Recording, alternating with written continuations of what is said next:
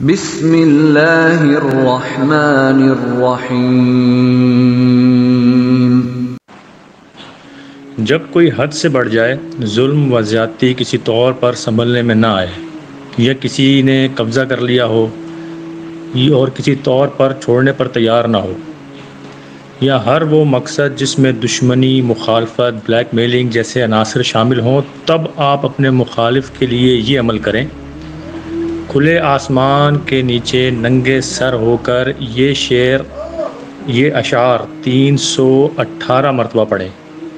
سألتک یا قہار قہرا لمن طغى وبطشا بعداء سریعا اذا اعتدت وخبل قلوب المعتدین ببغیہم واسرع بموت الباغدین ومن بغت۔ بعد یہ دعا 13 مرتبہ پڑھیں۔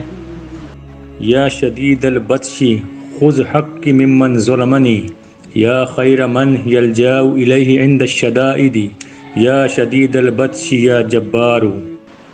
اور دشمن کے لیے یا جو بھی اس قسم کا آپ کا مقصد ہو اس کے لیے دعا کریں۔